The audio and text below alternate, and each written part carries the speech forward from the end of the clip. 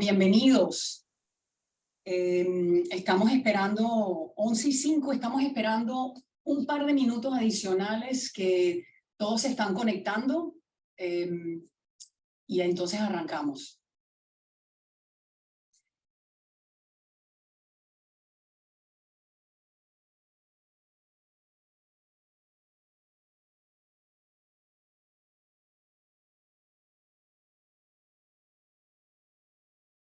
Bueno, ya tenemos más de 100 personas aquí conectándose.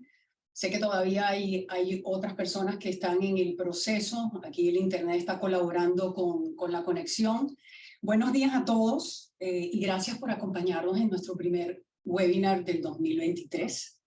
Mi nombre es Mónica Calabrese. Para aquellos que no me conocen, yo soy socio fundador de LifeInvest Wealth Management, una firma de asesoría financiera que fundamos en los Estados Unidos en el 2008.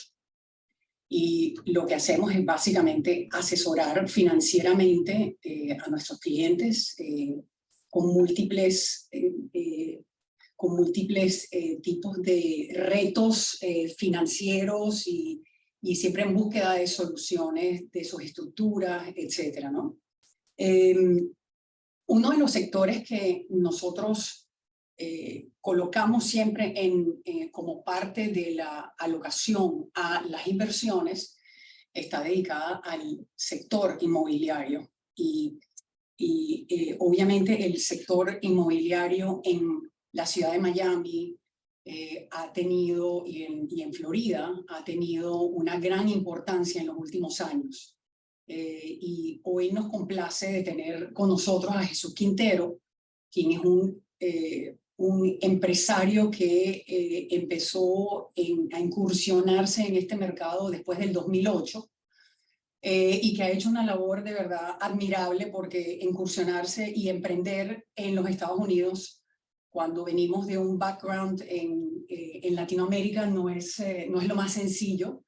Y yo sé que Jesús ha tenido muchos retos y algunas canas, muy pocas, para poder contarnos un poco de cuál es su visión, qué es lo que está viendo él en este mercado. Hay muchísimas preguntas que ustedes nos han hecho y nos continúan a hacer, y para nosotros el tema inmobiliario es una pieza esencial en todo lo que es la planificación de las inversiones. Jesús tiene 30 años en el mercado. Su experiencia va desde seguros, finanzas y más recientemente, o una parte quizás más concentrada en años, pero no en estrés, sí. En el mercado inmobiliario, y ha desarrollado unos proyectos importantes en la ciudad del sur, en el sur de la Florida, como son, aquí tenemos a Brickell House, en la zona de Brickell tenemos Midtown Doral, Quint en Hollywood, más recientemente Madison, que está en Homestead, y próximos proyectos como una edificación en Biltmore, en Coral Gables. También es el JQ, que es la empresa, el grupo que lidera Jesús Quintero.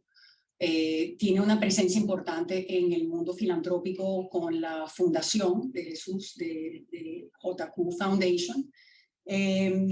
Y bueno, bienvenido Jesús, y gracias por darnos tu tiempo, compartir tu expertise y tu visión de qué es de lo que viene sucediendo en los mercados aquí. Sí, gracias, Mónica. Gracias por son poquitas las canas. Antes de empezar, vamos a hacer una breve encuesta para todos ustedes, porque nos ayuda muchísimo a entender la necesidad de nuestro público. Entonces, vamos a compartirle una encuesta en sus pantallas. La pregunta es: ¿tienen ustedes una propiedad inmobiliaria en Estados Unidos o piensan o están considerando adquirir una? Si podemos entender bien cuál es la situación. Aquí vamos. Bueno, el 75% de ustedes está respondiendo sí. Entonces, obviamente hay hay un gran interés en esta materia. Entonces, muchas gracias por compartir su información y vamos a arrancar entonces con nuestro invitado especial. Vale. Gracias. Ok. Mira, bastantes personas tienen algún tipo de inversión aquí en los Estados Unidos. Qué bueno. Sí. Esto les va a ayudar bastante. Nada, gracias a la Stinvest por invitarme y compartir las cositas que uno va aprendiendo en el camino durante ya 13 años aquí en los Estados Unidos. Yo quiero dar los buenos días, las buenas tardes y creo que hasta las buenas noches porque veo que sí, la audiencia está bien diseminada por todo el globo. Sí, Entonces, mucho interés de Europa, Latinoamérica, Estados Unidos, entonces sí, tienes un público internacional. Bien variado. Para mí es como estar en mi casa. Yo formé parte en Venezuela de todo este grupo de Coninvest desde un principio. Después, por motivos varios, me he dedicado más a lo que es el desarrollo, la promoción de viviendas aquí en el sur de los Estados Unidos, básicamente en Miami. Esta va a ser una presentación que vamos a ir desde el problema global en los Estados Unidos, de que tanto se habla por la inflación tan alta que ha tenido y las medidas que ha tomado el gobierno para paliar el efecto de la inflación. Entonces, eso da por sentado de que hay una afectación directa al mercado de real estate. Entonces, vamos a ir viendo eso en números, vamos a ir conversando un poquito. Y al final vamos a tener la sesión de preguntas y respuestas para aquellos que quieran algo más específico. ¿Ok? Entonces vamos a empezar con la presentación. Yo no sé si la encuesta estamos listos ya para quitarla. Sí, ya estamos listos para quitarla. Okay. Aquí. Creo que es ahí. Ajá.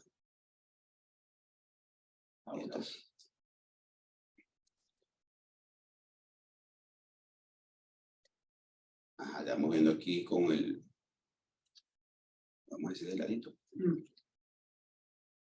Para bajarla. No se está moviendo, dame un segundo.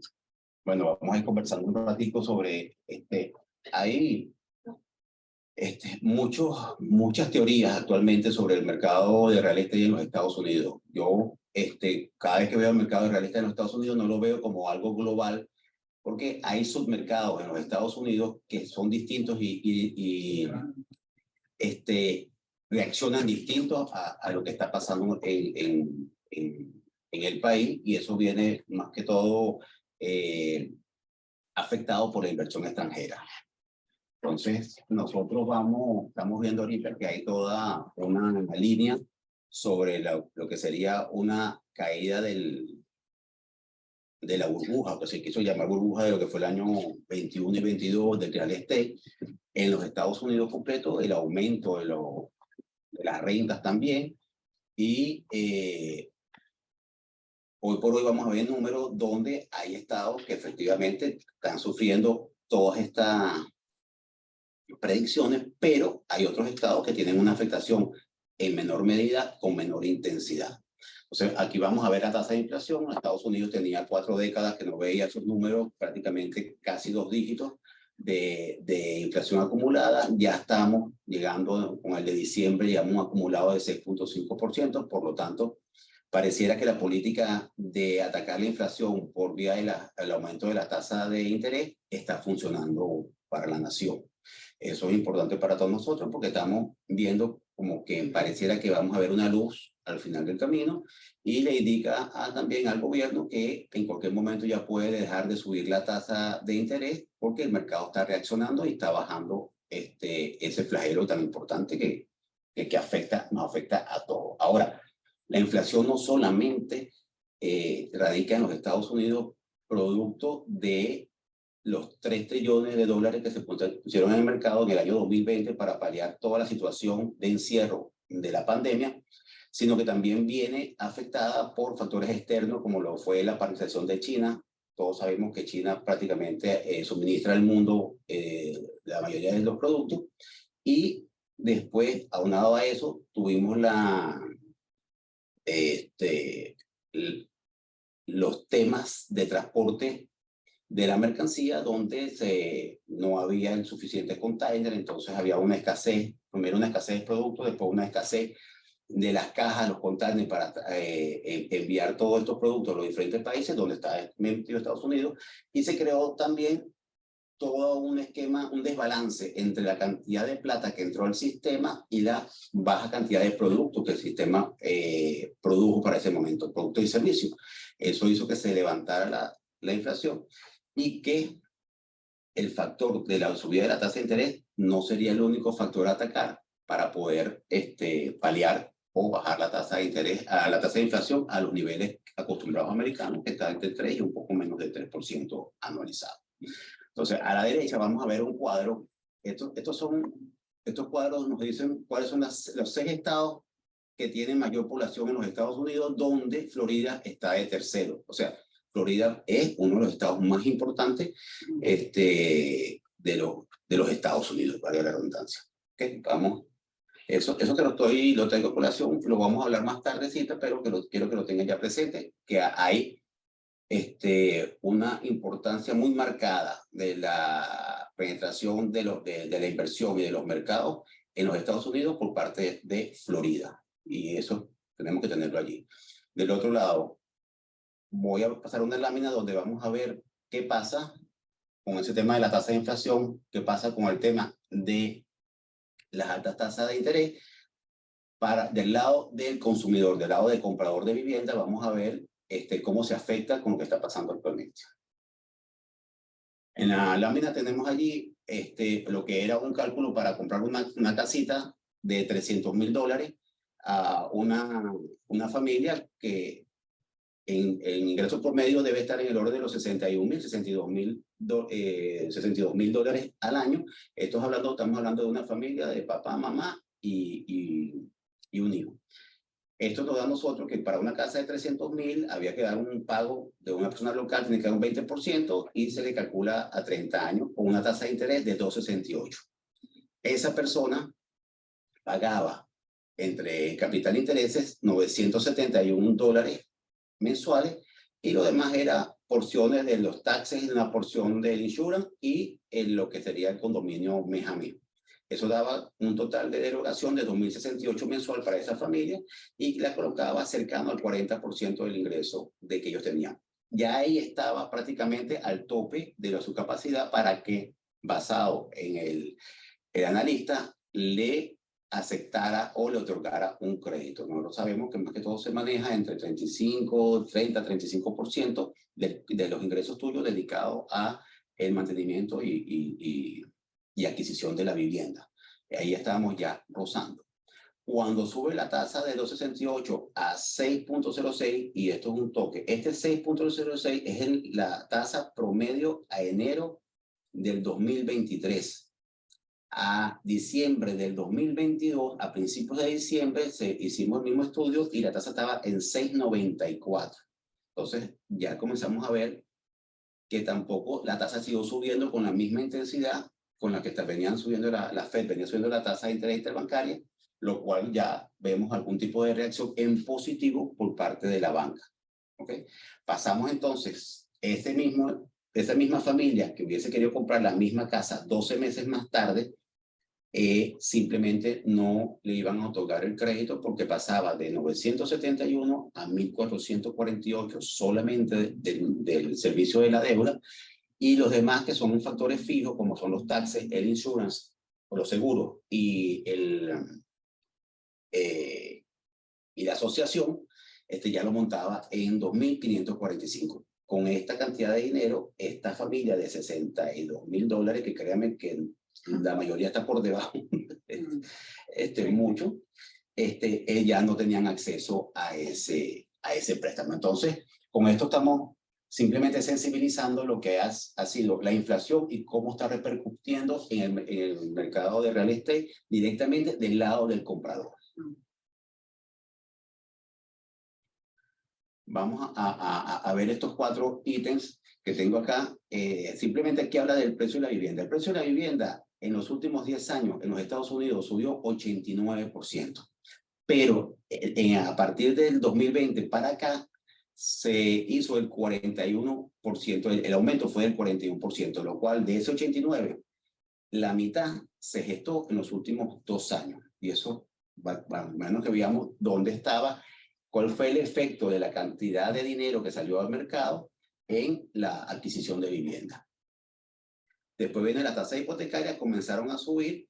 Ya hoy por hoy la tasa de interés está desacelerando el mercado de real estate a nivel de ventas, pero los precios, la caída de los precios, tanto de los precios de alquiler como la adquisición de vivienda, todavía no ha tenido el efecto que se estima que va a tener, y la verdad es que por factores externos de inversión extranjera pudiéramos no verlo tan fuerte como se está pronosticando para algunos sectores o algunos estados aquí en Estados Unidos. Después del precio de alquiler, ha habido una caída en unos sectores, en otros estados la verdad que más bien ha ido aumentando, porque hay estados que son receptores de migración y estos han sido afectados de manera interesante todo lo que es la oferta y demanda en la vivienda. En el último cuadro hablamos sobre los inventarios. Los inventarios de vivienda en los actuales momentos están en el nivel más bajo en los Estados Unidos, y eso nos hace pensar que es muy difícil que la vivienda caiga con fuerza por las necesidades. Hay grupos sociales que están saliendo al mercado, que están demandando, como la generación, los millennials, como la generación Z, son jóvenes, son personas de 30 años, otros son personas de 20 años, que están demandando porque hicieron plata con las criptos, porque hicieron plata en la bolsa en su momento, porque tienen negocios exitosos, porque esa es la juventud de ahora. Están saliendo al mercado y están queriendo comprar su vivienda. Tenemos un inventario de vivienda de 1.280.000 unidades en los actuales momentos. Muy parecido al año 22 y muy parecido al año 21 y muy parecido al año 20 prepandémico. Lo cual, si hoy queremos nosotros paliar la demanda de vivienda en los Estados Unidos a través de la oferta, faltarían tener en inventario 1.200.000 viviendas más. Eso es más o menos lo que habla. Por lo tanto, hay una escasez de viviendas y hay sectores que son más demandados que otros. Lo repito muchas veces porque quiero que entendamos de que empezó una crisis en el sector de real estate. Yo creo que no tanto como una crisis, sino como una desaceleración de ese mercado. Pero va a haber estados que se van a ser más marcados que otros por el proceso de las altas tasas y por la inflación. Continuamos con una lámina.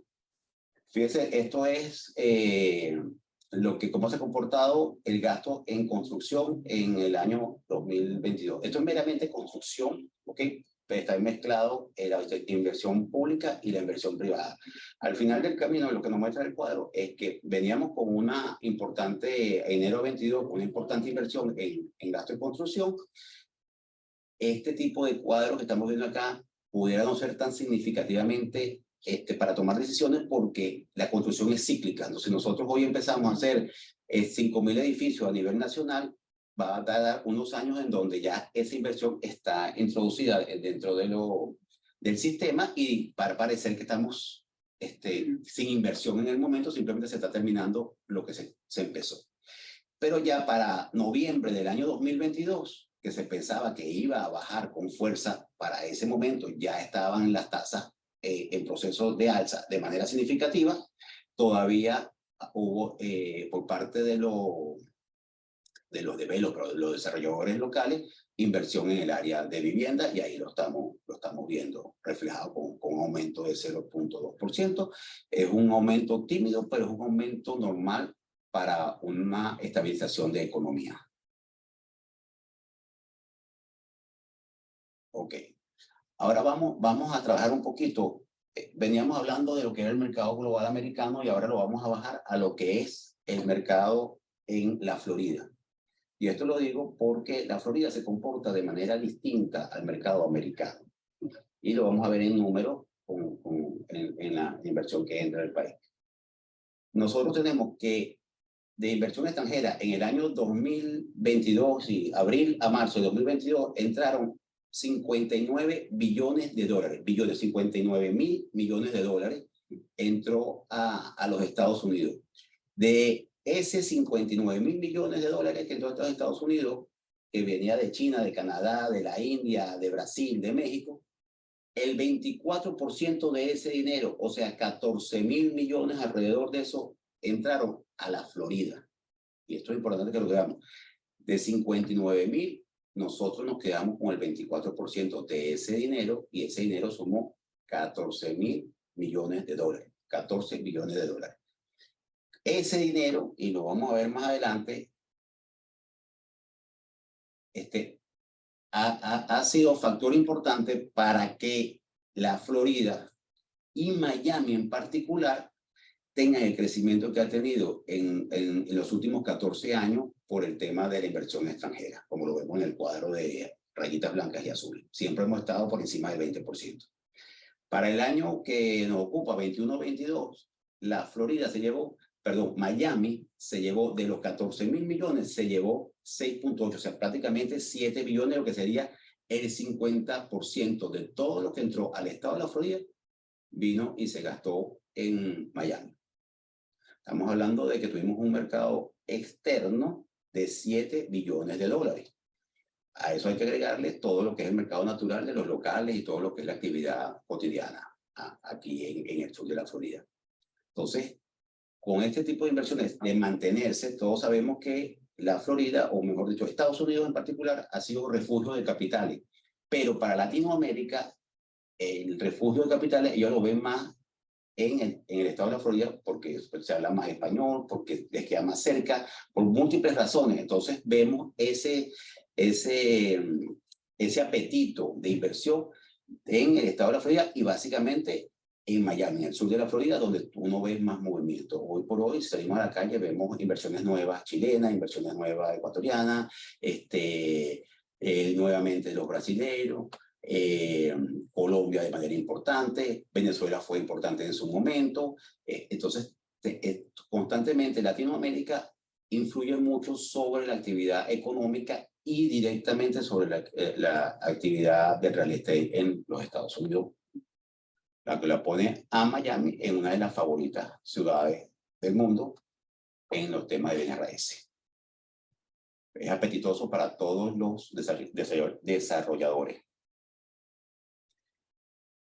Entonces, vamos a ver, si vemos ese cuadro allí, podemos observar de las pepitas, las bolitas amarillo claro hasta las moradas, lo que nos indica es el alza de precios que hubo en cada uno de los estados. Como verán, hay estados que ni siquiera aparecen dentro de este estudio.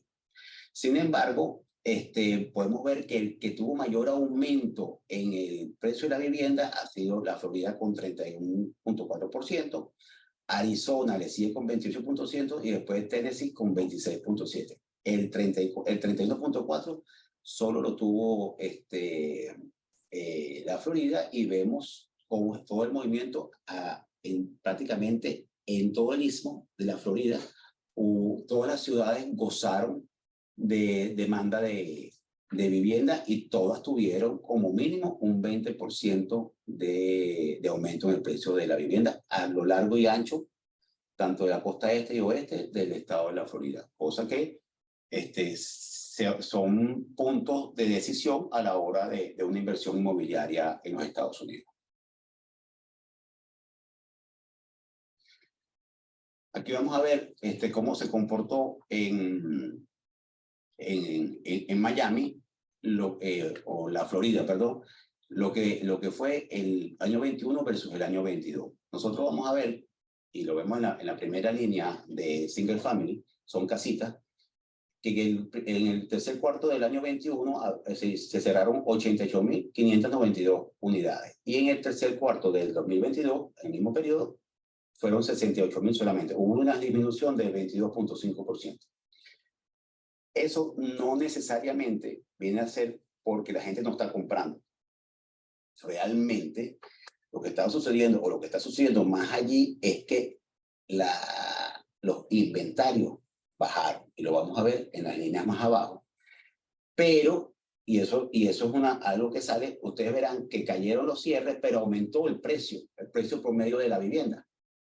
El precio venía de 355.000 dólares por vivienda a 409.000 dólares por vivienda. Aumentó un 15.4%. Y hay que recordar que ya del 20 para el 21 hubo un aumento importante y todavía del 21 para el 22 continuó ese aumento en un 15%.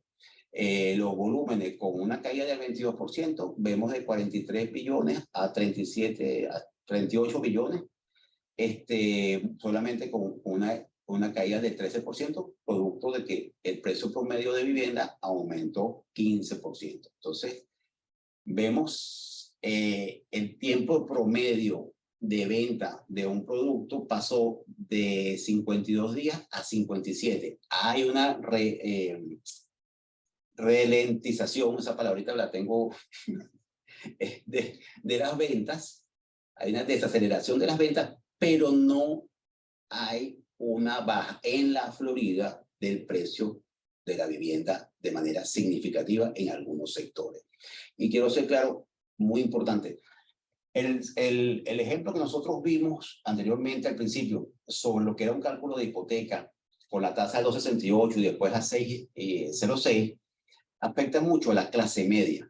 Entonces, el efecto lo estamos viendo, ese efecto de baja de precio, ese efecto de falta de apetito, falta de demanda de la vivienda, se va a ver mucho en la vivienda de clase media, de ese segmento, ya que el segmento de la vivienda de lujo y el segmento de la vivienda de bajos ingresos, el de lujo no se afecta por la tasa de interés. Ese grupo de personas, por lo general, no dependen mucho de la tasa de interés. Y el sector de bajos ingresos está subsidiado por el Estado y entonces también tienen una tasa especial y el desarrollador también goza de unos beneficios del Estado que la hace atractiva. Entonces el mercado, que está muy demandado en este momento, se mantiene y puede ser costeable tranquilamente por cualquiera de estas personas. Simplemente lo que hay es que calificar. El mercado de vivienda de bajos ingresos, por lo general, es mercado de rentas. Es así como el Estado lo pone en manos de nosotros para que nosotros hagamos el trabajo. Pero venimos subsidiados, estamos regidos por ciertas normas que emite tanto la ciudad, el Estado y el gobierno federal. A veces tenemos plata de todas esas entidades, por lo tanto todas esas entidades tienen sus requisitos. Entonces, como podemos ver, lo mismo pasa en el mercado de apartamentos, el cuadro que tiene verdes. Igualmente pasó, disminuyeron los cierres, pero aumentaron significativamente el precio, el averaje, el promedio de venta, del precio de venta. El volumen pasó de casi 14 billones a 11.5 billones, nada despreciable, pero básicamente venía afectado por la baja en los inventarios. Y esto es importante, ha habido bajas en los inventarios. Nosotros como desarrolladores, cuando comenzamos a escuchar este tema de la tasa de interés, nos preocupamos, pero ya teníamos una preocupación más importante con el aumento de los materiales de la construcción. Cuando hablamos de inflación en el marco de materiales de la construcción, o lo que nosotros diríamos los hard costs, las ventanas, las puertas, los pisos, las paredes, las tubítulas, eso tuvo desde el año 2020 al año 2022 más del 40% en la mayoría de los casos. Al final vamos a ver un ejemplo de eso, y eso nos afectaba a nosotros de manera significativa, ya que lo que llamamos acá los hard costs, que son los costos directos de la construcción, ocupa entre el 70-75% del costo de cualquiera. Si eso te sube 15, 10, 20, en este caso hasta 40%, ya la cosa te saca del análisis para el sector donde estás construyendo, te saca de la población que te rodea. Tú tomas en cuenta cuál es el ingreso promedio de la población que está alrededor de la zona o de las tierras que tú estás trabajando, y en ese momento viene un desbalance dentro de la clase media importante porque no está acorde con el ingreso de la familia de ese sector. Entonces, a eso hay que tenerlo bien claro. Aquí hablamos que hay 3 sectores de vivienda, el del luxury, después tenemos el sector de la clase media y el de bajo ingreso. Como siempre, el sándwich se crea en la clase media y es el más afectado porque es el profesional que viene saliendo adelante, que depende de un salario y que tiene el salario bastante restringido para todos estos casos. ¿Okay? Aquí vemos un ejemplo y es importante. Yo tengo aquí los lentes un poquito, ya lo vamos a... Pero bueno, básicamente habla sobre, ha habido una caída de los cierres, pero también es que ha habido una caída de los inventarios. Básicamente esas 2 líneas que están allí dicen, mira, tenemos menos cierres, pero es que tenemos menos inventario, no tenemos la misma variedad para vender. Y si ustedes lo ven mejor, van a ver que donde existe, los apartamentos de lujo, bajaron sustancialmente con referencia a, por lo menos, en las casitas entre 5 y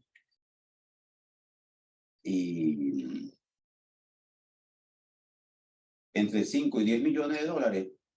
Antes había 12 casitas, ahora quedan solamente 4 en inventario. Esta es una de las grandes firmas de aquí de los Estados Unidos, pero son muy fuertes en el sur de la Florida. Y son un buen indicador de lo que está pasando. Entonces, vemos que ha habido una caída de los cierres, sí, pero también vemos que hubo una caída en los inventarios, lo cual la oferta de vivienda de luxury o apartamento de luxury está básicamente contraída. ¿Por qué está contraída en este momento? Para nosotros como desarrolladores, nosotros no, tenemos que planificar en más o menos de 24 a 30 meses desde que nosotros tomamos un proyecto y comenzamos a la elaboración. En el 2020, básicamente todo el mundo se abstuvo de crear proyectos nuevos, de comprar tierra en ese momento, y ya entrando en el 2021, cuando comienza el boom, que fue a mediados del 2021, estaríamos ya comenzando a pensar en todo lo que venía y la necesidad de viviendas que iba a haber, porque se estaban vendiendo todas las que estaban en inventario para ese momento. Inmediatamente, no habían pasado 12 meses, cuando ya los economistas y los especialistas del área comenzaron a hablar del problema de la inflación, de los altos costos y la incapacidad que tenía el mercado local americano para hacerle frente, para adquirir esas viviendas o inclusive para pagar la renta. Eso trajo que muchos desarrolladores tuvieran pensado en 2, 3, 4 proyectos, que es el caso de colegas de aquí del área, donde ellos simplemente pusieron en hold 3 y están trabajando con uno como para mantener la operación de la oficina. Pero que su norte es haber tenido esos 3 proyectos en camino, lo único que se paró, y lo vamos a sentir mucho más adelante en los venideros meses de 2024, finales de 2023, porque va a haber muy poco inventario y va a haber demanda nuevamente de la vivienda en los Estados Unidos. Aquí ya sé.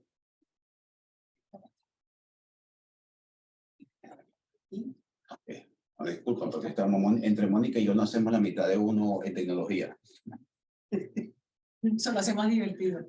Mira, fíjense, yo me estoy yendo ahorita a las ciudades de Miami-Dade y esto es importante, ¿no? La conocemos mucho y los que estamos hoy escuchándonos conocen de estos lugares. Tenemos Midtown Doral del 2021 a 2022 en el tercer quarter. Los precios promedio aumentaron 20.9%. El square fee aumentó a 34.6%. El número de cierres disminuyó, pero también vemos que la actividad del inventario cayó en 11%. O sea, en muchos casos no hay inventario y en otros casos vemos que el volumen de ventas está muy parejo con el 2021, producto del aumento de precios simplemente por pie, más que por el número de ventas que hay, porque no había unidades más en el mercado. Entonces, según este analista, en el downtown de Miami tenemos un inventario de unidades de 7.6 meses. Lo mismo podemos ver en el cuadro de Baker. Yo aquí por algún motivo querido quitar la foto mía y no lo vemos, pero básicamente habla de lo mismo, donde ellos han tenido un aumento en los precios de venta, un aumento en el square feet y una disminución en el número de cierre. ¿Ok?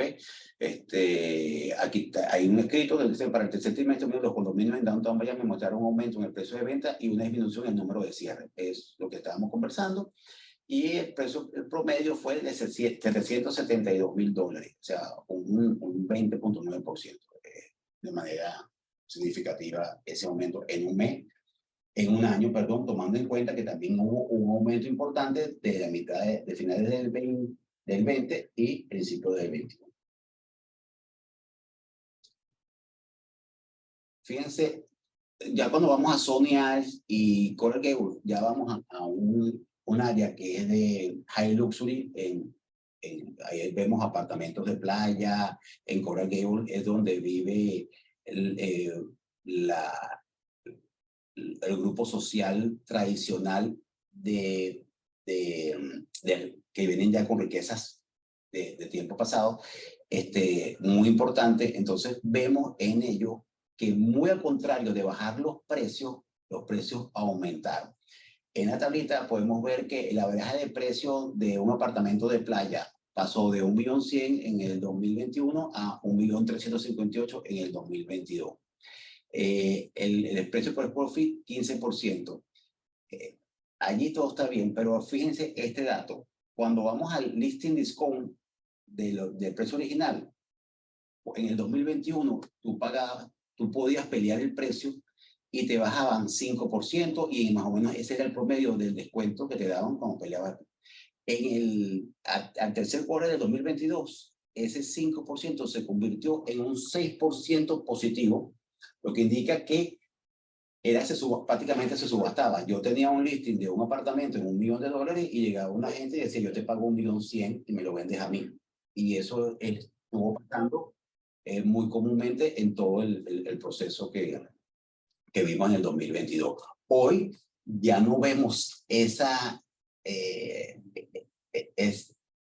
querer, esa necesidad de comprar la vivienda, pero no ha sido necesario el disminuir los precios para que los cierres se den. Simplemente que si antes tú sacabas una unidad a la venta en el mercado y duraba 30 a 90 días, a lo mejor ahora estás hablando de 60 y 120 días para la venta. Eso es lo que estamos más o menos experimentando. En el mercado de lujo, mientras más cara es la vivienda, más rápido se está vendiendo. Tenemos que recordar que la Florida fue como redescubierta por todo Estados Unidos. Con el tema de la pandemia, tuvimos un comportamiento bastante saludable con respecto al resto del país, y eso es producto de, bueno, nuestra casa, nuestra densidad es menor que en otros estados. Tenemos playa. Hubo mucho tema de atracción de parte de Florida hacia el resto de los Estados Unidos, y generó una migración importante a quedarse a vivir aquí. Tenemos temas como, bueno, el nuevo sistema de empleo que es vía online. Eso hizo que mucha gente de Nueva York, mucha gente de Michigan, mucha gente de otros estados centrales, básicamente, se comenzaron a mudar. Y el tema de Nueva York, por lo que supimos y sabemos de cómo lo atacó el virus allá, se pudieron mudar para acá y mantenían sus ingresos trabajando de manera online desde su casa. Entonces, este es un poco el análisis que hace Sibry. Sibry es una compañía de estadística muy importante aquí en los Estados Unidos. Creo que está entre las primeras 3 compañías grandes a nivel nacional y salen de las fronteras americanas también, pero más o menos habla un poquito igual a lo que hemos nosotros tratado de demostrar acá, de que efectivamente hay una afectación por la inflación, hay una afectación por las altas tasas de interés en los mercados de real estate. ¿Va a bajar la demanda? Seguramente que sí, ya lo estamos viviendo, pero en un mercado del sector de la clase media. En los sectores del luxury, como el sector de bajo ingreso, hemos visto que los precios se mantienen y el de los bajos ingresos, la demanda ha avanzado de manera importante. Los retos nosotros como desarrolladores es saber buscar la locación y crear el producto que esa zona estaría dispuesto los compradores de unidades a aceptarla en el precio y hacerle frente a todo el proceso que estamos viendo nosotros de inflación a nivel de los materiales de construcción, que son para nosotros nos afecta mucho más que la tasa de interés. Entonces, yo le voy a mostrar un producto y vamos a poner esta. Esto que está allí es un desarrollo que se hizo en Madison, lo hicimos nosotros, lo traje a colación porque muchos de ustedes me apoyaron e invirtieron en estas notas para que yo pudiera hacer ese trabajo. Ahí son 263 unidades, ya está prácticamente listo todo este complejo, ya está permisado para habitar. Este que está aquí, hoy estamos haciendo la segunda inspección de bomberos, teníamos un tema aquí en la azotea con la presión del agua, si entendemos que está todo listo para que ya hoy también esté habitable. Y va a estar listo para habitar en los próximos 15 días. Bueno, aquí hay 263 unidades. Esto está 100% rentado y hay lista de espera.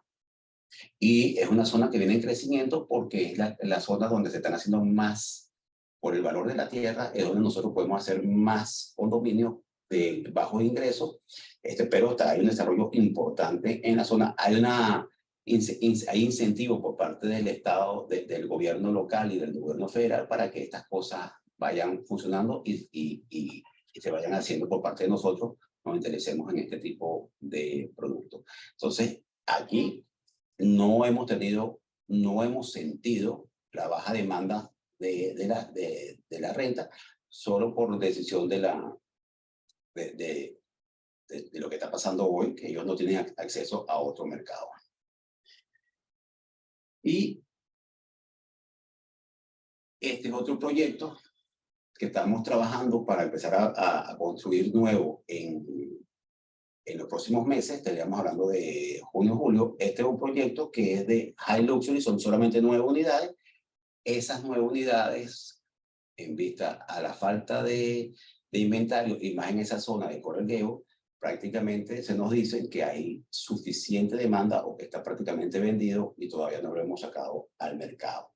Entonces, con esto simplemente quiero decir que si nosotros escogemos la location adecuada, con el producto adecuado, los desarrolladores no deberíamos tener problemas con las condiciones que están planteadas en este momento. Ya será un tema a futuro que no cambie la seña y que sean solamente lo que está pasando en Rusia con la guerra, lo que está pasando en China con el COVID y la falta de producción y con el exceso de plata que tenían los Estados Unidos. Si eso no se altera, pudiéramos atravesar un año 2023 en el área de real estate en la Florida mucho menos afectado que el resto del país.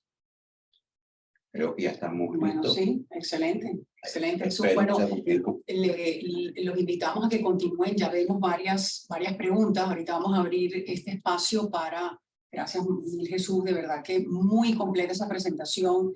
Este es un mercado que continúa a intrigar a muchos. Es momento de invertir, no es momento de invertir, es momento de vender, etcétera. Entonces, de verdad que toda esta información considero que es importante para nuestros clientes, para nuestros seguidores, y de verdad muy agradecida por toda la data que recopilaron y que nos has compartido. Mira, tengo varias preguntas. La primera pregunta que tengo es, ¿qué tipo de real estate consideras tú que da mejores retornos en este momento? ¿Comercial, residencial o multifamily? Fíjate, yo vería por el multifamily, ¿ok? Que es hoy por hoy lo mejor que está allí. Mientras tú tengas más unidades en renta y tengas poca gente para administrar esto, vas a sacarle más rentabilidad. Eso es fundamental. El comercial, hoy por hoy, lo manejamos, no lo manejo con mucho agrado. Es el primero que se afecta cada vez que estamos en... Cada vez que estamos en recesión, aquellas locales que no son cadenas y todo este tipo de cosas, tienden a cerrar o a que les vaya muy mal. Entonces, la inversión en comercial es mucho más profesional, es un tema mucho más delicado para invertir en esas áreas. Y me hablabas por el otro, multifamily y residencial únicamente. Sí. Yo me iría por el multifamily. Ok, vamos a seguir aquí con las preguntas. A ver si no estropeo algún otro tema aquí. ¿Qué otras zonas en Florida están hot? ¿Y qué piensan de sección 8? Mira, la zona de Florida, la de la costa oeste, está en bastante crecimiento, está muy hot. Todo lo que es Tampa y los alrededores de Tampa está bien interesante para la inversión allí. Se ha puesto un poco cara, pero de verdad que esa zona también ha tenido un crecimiento importante. Y la sección 8, esos son programas de gobierno para multifamily de bajos de ingresos que tienes el que te paga o te complementa lo que te debe el tenant, la persona que le está rentando, está subsidiada por parte del gobierno. ¿Okay? Ahora, para entrar en sección 8, tú tienes que edificar para sección 8. Hoy, con el valor de la tierra, si no estás dentro de un programa del gobierno que tú como desarrollador, el gobierno te subsidie parte de la construcción, los números no te van a dar para sección 8. No te van a dar. Claro. Entonces, tú necesitas que haya subsidio en alguna parte de la construcción por parte del gobierno. Y otra cosa importante, sección 8 y todos los programas son tasas restringidas. La tasa de renta, de alquiler que tú puedas dar, la impone el Estado. Hay que estar muy pendiente con eso. Gracias, Jesús. Aquí tengo otra pregunta. La construcción de vivienda de bajos ingresos está muy regulada por el Estado. ¿El retorno es importante? Cuando está subsidiada, el retorno es interesante, de verdad que sí, y de verdad te incentiva. Ahora bien, sí está regulada, pero hay unas normas que están basadas en la inflación de tal punto de que si la inflación existe, ellos van a calcular todos los años, a mediados de año, la nueva tasa máxima que tú puedes cobrar en un proceso un alquiler de programa de subsidio.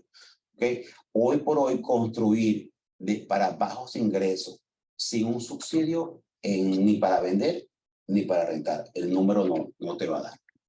Con el aumento que tuvimos, o sea, al final del camino la diferencia nos la va a hacer un poquito la tierra. Y las tierras están caras. Entonces la incidencia de la tierra, para que tengan una idea, aquí nosotros trabajábamos para bajo ingreso. Yo compraba una tierra y la tierra se podían hacer 500 unidades, entonces yo decía, bueno, me están vendiendo la tierra a $10,000, a $15,000 por puerta. Es una manera de expresarse de manera ligera. ¿Ok? Hoy eso mismo te lo quieren vender a $40,000, a $45,000 la puerta. Pero el comprador es exactamente la misma persona y los costos de construcción también te aumentaron. Entonces tú puedes tener la tierra en un sector barato, pero el piso, las paredes, las ventanas, vas a pagar lo que pagarías en otro. Cambia el costo del producto, de los materiales, pero no es recomendable, si no está subsidiado, aventurarse a una inversión de bajos ingresos sin subsidio. Aquí tengo una pregunta, otra pregunta interesante, todas de verdad muy interesantes. ¿Cómo ubico las mejores oportunidades? Por ejemplo, sabemos que hay realtors, pero ¿están informados? ¿O vamos con gente como Jesús? Y esto no es para ofender a los realtors, por favor. ¿O vamos con gente como Jesús, por ejemplo, directamente? O sea, ¿a quién contactamos o con quién nos reunimos para ubicar esas mejores oportunidades que hay en el mercado en este momento? Fíjate, para el negocio de comprar unidades, tienen que ir con un realtor. Hay realtor, muchos realtors que están muy bien informados, que tienen muchísimos años en este mercado, que han vivido los diferentes ciclos económicos americanos, y ellos seguramente les puedan, inclusive mejor que yo, orientarles en su adquisición. Si quieren invertir ya en edificios, en esa parte de una construcción, etcétera, etcétera, ahí ya tienen que ir más directamente con el desarrollador, que es el que les puede explicar. Y siempre, nunca está de más, un cruce entre la inversión que vas a hacer con un desarrollador y un broker de la zona donde vas a hacer la inversión, que te pueda decir si lo que tú crees que va a pasar después que se termine la inversión va a pasar. Eso te lo puede decir el broker, que te puede decir, mira, esto es un precio que sí se puede vender, o este es un precio que no lo vas a poder vender, o esta renta es muy alta para la zona, etcétera. Ese tipo de cosas lo puedes hacer. Ustedes también trabajan mucho ustedes se alían mucho sobre todo en el mercado de super luxury. Cuando nosotros vamos con un proyecto, yo por lo general almuerzo, me reúno, tomo café con diferentes brokers de la zona, y ellos son los que me van a alimentar de qué es lo que quiere su clientela. Al final es la clientela de él la que me compra los productos a mí. Gracias, Jesús. Mira, tenemos otra por aquí. El año de construcción de esa edificación o de esa vivienda influye en el precio del alquiler. No tanto, pero sí puede influir en tu inversión, porque hoy por hoy están sacando nuevas leyes, ya salieron varias nuevas leyes a raíz de la caída del edificio en Surfside. Entonces, hubo un edificio que cayó aparentemente por mal mantenimiento, y el edificio tenía más de 40 años.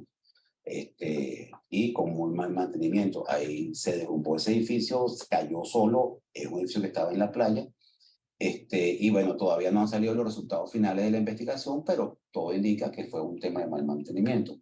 A raíz de eso, las diferentes ciudades y el Estado tomaron medidas y están exigiendo un nivel de certificación de la edificación. Anteriormente se certificaba a los 40 años, ellos ahora los están bajando de tiempo y están tratando de que todos los edificios se certifiquen. Cuando vayan a comprar un edificio o una vivienda, vean el año y pidan la certificación si ya la tiene, porque no puede ser que le vendan barato, que usted quiere que esté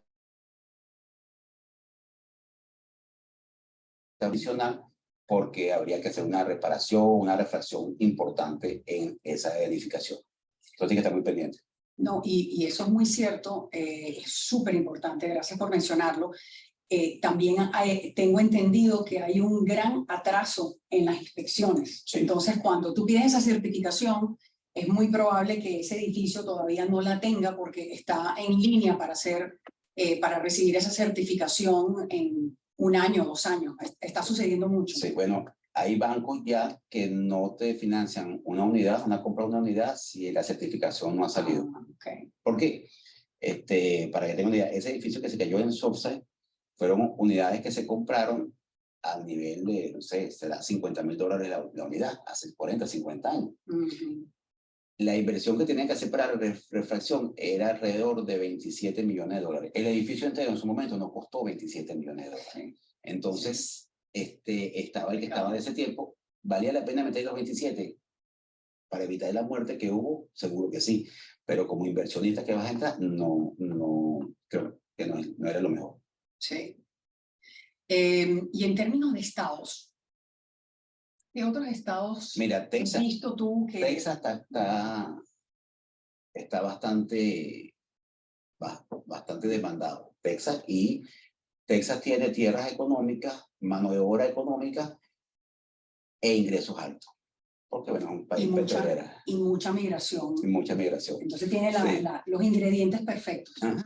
Nosotros, toda esta migración selectiva que creó el Estado ahorita, que van a entrar 30.000 mensual de inmigrantes, la mayoría de ellos van a ser centroamericanos, cubanos y venezolanos.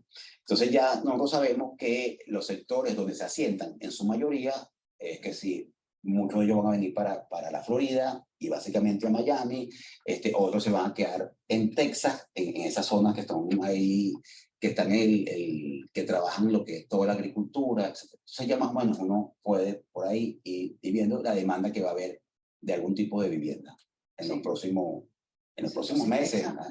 Texas es importante. Sí. Mira, yo creo que esta pregunta la tienen muchos y gracias por hacer esta pregunta. ¿Vale la pena comprar versus alquilar? Siento que un compromiso de 30 años en una casa, una vivienda, no es lo que quiero, pero financieramente, ¿cuál es la diferencia? La diferencia es importante y todo depende cómo eres tú en tu estilo de vida. ¿Okay? Aquí un contrato de renta te lo van a hacer solamente por un año y lo tienes que renovar cada año. Entonces, si tú tienes hijos pequeños, si están estudiando y tú quieres que ellos estén en el mismo colegio, tú tienes que tratar de asegurarte de que aquí al año no te van a decir que te salgas y tengas que mudarte de locación. Por lo tanto, también tienes que sacar al hijo tuyo de esa locación y llevarlo para el colegio que le corresponda por distrito. Sí, sí. Importante consideración. Sí, tú en un alquiler ahorita vas a pagar, y eso se va a quedar, no va a bajar mucho, vas a pagar el equivalente a lo que vas a pagar cuando la tasa comience a bajar por una hipoteca. ¿Ok? Tienes la hipoteca, tienes que pagar el seguro tú, tienes que pagar la asociación tú. Eso es verdad y los intereses tú. Y el property tax es una realidad. Pero cuando alguien te alquila el apartamento, tú estás pagando eso con un poquitico arriba. Con un premio. Con un premio, porque es la utilidad de que te está rentando. ¿Qué sucede? ¿Cuál va a ser la diferencia en ese pago inicial que tú vas a dar? Pero la casa es tuya y nadie te va a sacar de allí a menos que tú quieras y la puedas vender. Aquí el mercado es rápido, reacciona rápido a lo malo y a lo bueno. Entonces, cuando tú quieras vender tu casa, la puedes vender. Y porque cuando tú tienes algo rentado, el contrato, te reitero, es anualmente y son pocas las cosas que te van a permitir hacer en esa casa si la quieres poner cómoda para ti. Entonces, si me preguntas a mí y vas a estar 5 o 10 años acá, porque están los chamos en el proceso de estudio, yo compraría. O que ni siquiera tengas chamos en este momento. Aunque no tengas. No me meto en esta parte familiar. Pero tiene mucho más sentido. Si tu plan es un plan de mediano a largo plazo en el estado de Florida, tiene sentido todavía ser propietario versus alquilar. Alquilar, sí. En el caso, yo particularmente, el mundo americano le gusta más alquilar que comprar porque ellos son un poquito más nómadas. Es increíble cómo ellos se van mudando y tú de repente cuando ves a los profesionales aquí en el sur de la Florida, cuando son americanos puros, no son cubanoamericanos o venezolanoamericanos, no, cuando son americanos puros, por lo general no son de la Florida, sino vienen de San Francisco, de Los Ángeles, de otros estados. Porque no sé por qué, pero les gusta estar fuera de donde nacieron. Bueno, con esto ya tenemos las 12:03. Vamos a llegar hasta aquí. Hay otras preguntas que yo sé que nos están haciendo. Como digo, este es un tema muy, pero muy importante para todos nuestros seguidores, nuestros clientes, y les iremos contestando todas esas preguntas en un correo electrónico. Entonces, antes que nada, agradecerles por haberse quedado aquí con nosotros, haber compartido, y espero que hayan conseguido toda esta información de sumo provecho para sus decisiones, para su planificación. Muchísimas gracias y buenos días para todos. Hasta luego, muchas gracias por tu tiempo. Hasta luego. Ok, vale.